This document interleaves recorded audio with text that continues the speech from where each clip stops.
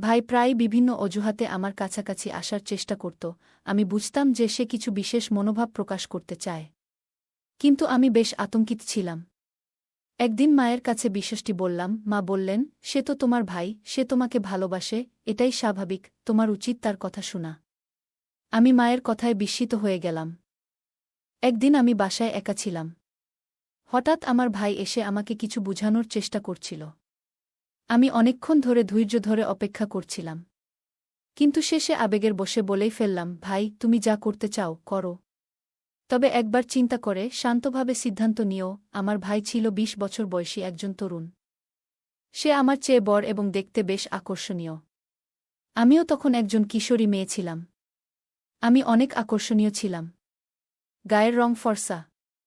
তাই আমার এই সৌন্দর্যতার সুযোগ আমার ভাই নিতে চেয়েছিল। আমার গল্পগুলো তোমরা শুনো, কিন্তু সাবস্ক্রাইবই করো না। দয়া করে গল্পগুলো ভালো লাগলে ভিডিওটি লাইক, শেয়ার এবং চ্যানেলটি সাবস্ক্রাইবই করো প্লিজ। আমি তখন ১৬ বছরের কিশোরী ছিলাম এবং আমার সামনে নতুন এক পরিস্থিতির সম্মুখীন হচ্ছিলাম। আমার মা দ্বিতীয়বার বিয়ে করছেন, এটা বুঝতে পারলেও মেনে নেওয়ার মতো মানসিক প্রস্তুতি আমার তখনও ছিল না। আমাকে অনেক চিন্তায় ফেলে দিয়েছিল। আমার জন্য আমার নিজের বাবার পরিবর্তে অন্য কাউকে বাবা হিসেবে মেনে নেওয়া খুব কঠিন ছিল। কিন্তু এই কঠিন সময় আরও কঠিন হয়ে ওঠে যখন আমার নতুন পরিবারের একজন সদস্য আমার জীবনে প্রবেশ করে। আমার মা তার নতুন জীবনে প্রবেশ করার পর একদিন আমি দেখলাম যে একজন ছেলে এসে প্রথমে মাকে সালাম জানাল এবং তারপর আমার দিকে তাকিয়ে বলল, প্রিয়া, আমি তোমার জয় ভাই, আজ থেকে আমরা একসঙ্গে ভালোভাবে থাকব। এখন থেকে আমি তোমার বড় ভাই। আমি অবাক হয়ে ভাবছিলাম, হঠাৎ করে এই নতুন ভাই কোথা থেকে এলো। পরে বুঝলাম সে আমার সৎ বাবার ছেলে, যাকে আমার মা আমার বড় ভাইয়ের মর্যাদা দিয়েছেন। এই বিষয়ে মা আমাকে কিছু বলেনি। সে আমাকে এক অদ্ভুত দৃষ্টিতে দেখল, যা আমার মনে এক ধরনের অস্বস্তি তৈরি করল। তারপর মা আমাকে আমার রুমে রেখে বললেন, আজ থেকে আমি তোমার বাবার সঙ্গে অন্য ঘরে থাকব। কোনো কিছু প্রয়োজন হলে আমাকে ডাকবে। কিছুক্ষণ পর আমার পানি খাওয়ার ইচ্ছে হল, কিন্তু ঘরে পানি না থাকায় আমি মাকে ডাকলাম। মা সাড়া না দেওয়ায় আমি নিজেই পানি খুঁজতে বের হলাম।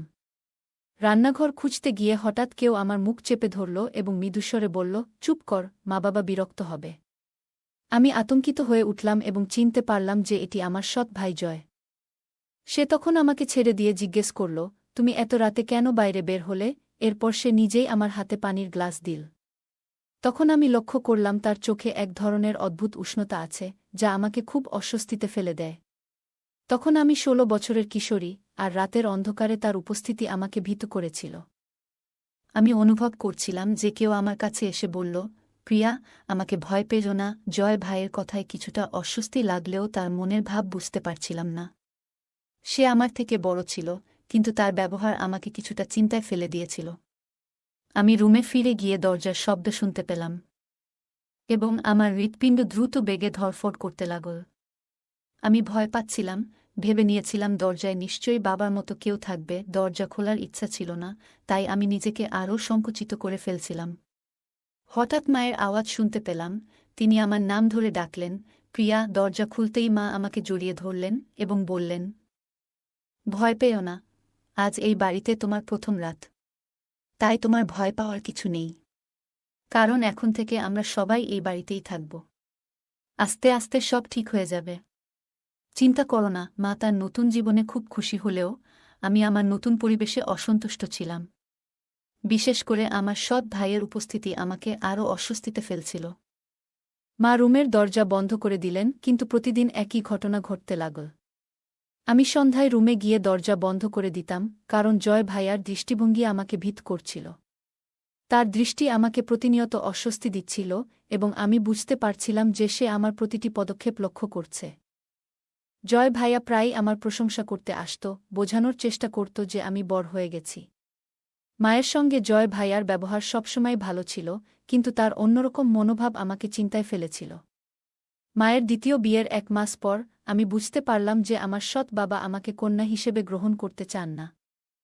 মা তাই আমাকে তার দৃষ্টি থেকে দূরে রাখতেন, কিন্তু অন্যদিকে জয় ভাইয়া আমার চারপাশে ঘোরাফেরা করতে থাকত। আমি অনেকবার মায়ের সঙ্গে কথা বলার চেষ্টা করেছি, কিন্তু সবসময় কিছু একটা বাধা হয়ে দাঁড়াত। মা সবসময় আমাকে শান্ত করতেন, বলতেন, তুমি খুব বেশি ভাবছ, এমন কিছু নেই। সে তোমার ভাই।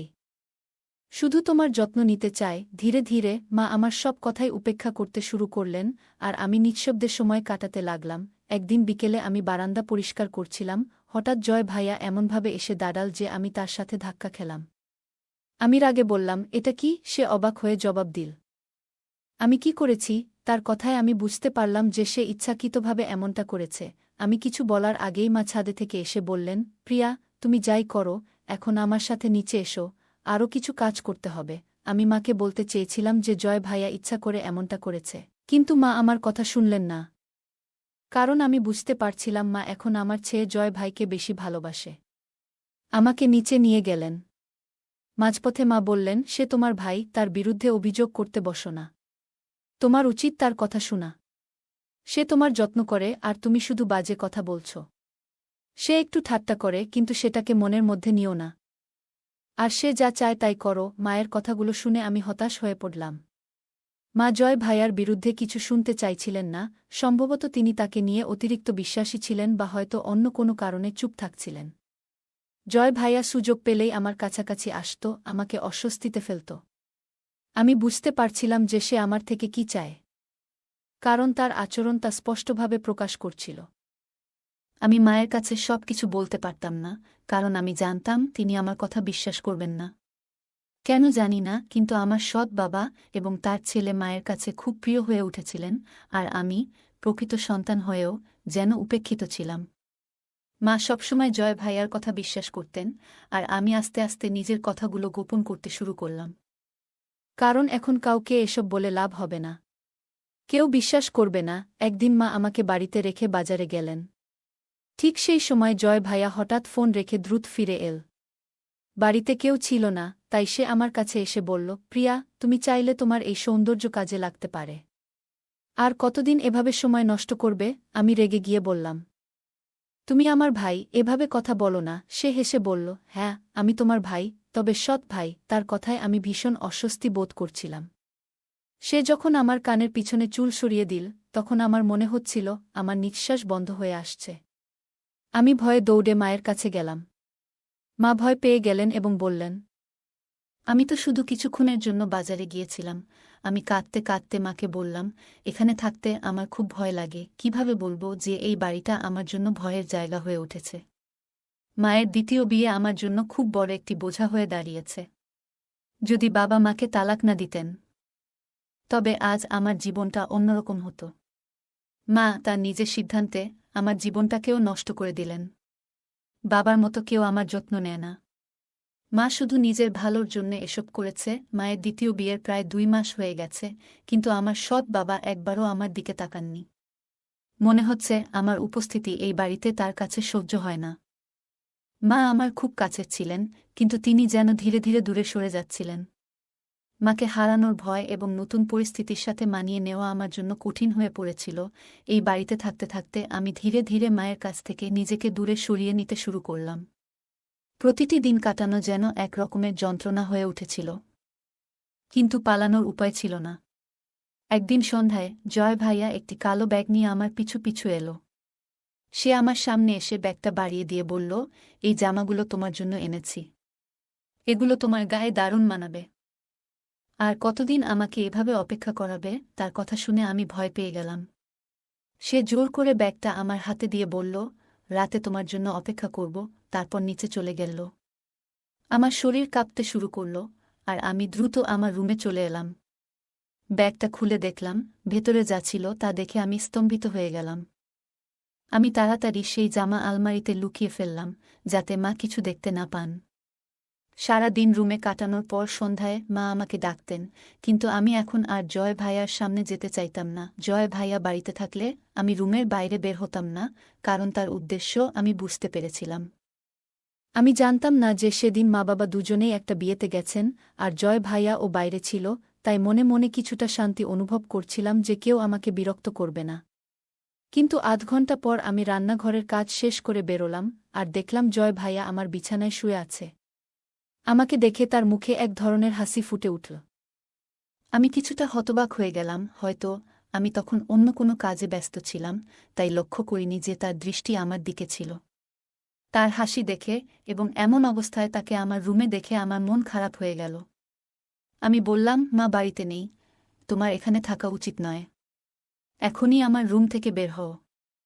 মুহূর্তেই বুঝলাম যে আমার কথা তার কাছে তেমন গুরুত্ব রাখছে না, কিন্তু তবুও আমি নিজের অবস্থান ধরে রাখলাম। সে বলল, আমি তোমার জন্য সুন্দর একটা জামা কিনে এনেছি, ভেবেছিলাম তুমি সেটা পরবে। কিন্তু তুমি আমার উপহারের কোনো মূল্যই দাও নাই। আমি কি চাইছি তোমার কাছে? তুমি এত রাগ করছো কেন?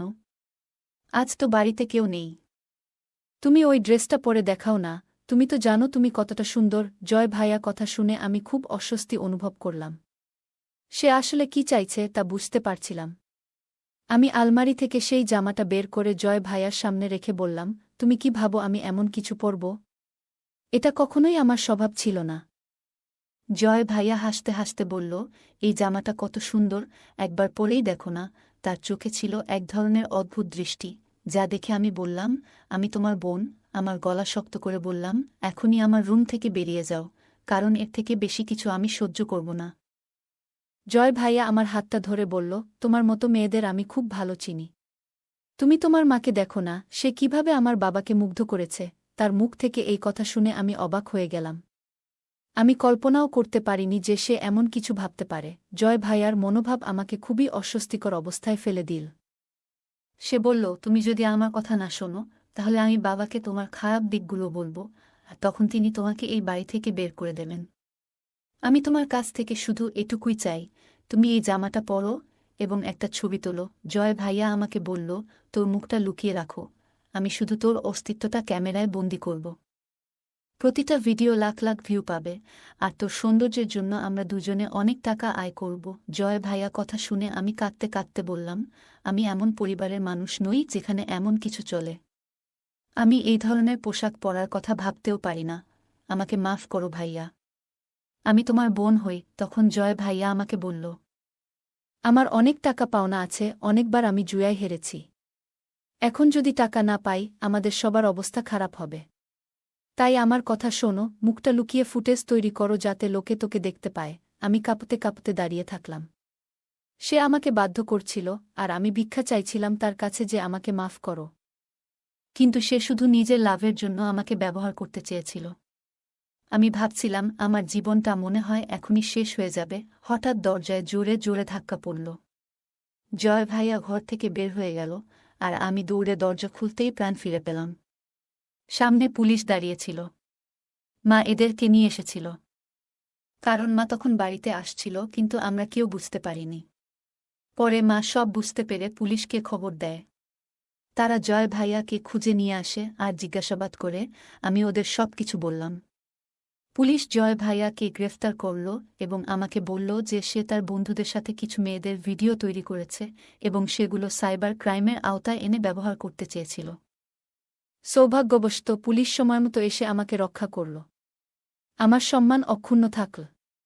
কিন্তু আমি আপনাদের একটা প্রশ্ন করতে চাই, মেয়েদের কি একা রেখে দেওয়া উচিত? বিশেষ করে সুন্দর ও একাকী মেয়েদের, যারা নিজেদের ইচ্ছার বিরুদ্ধে কোনো বিপদে পড়তে পারে?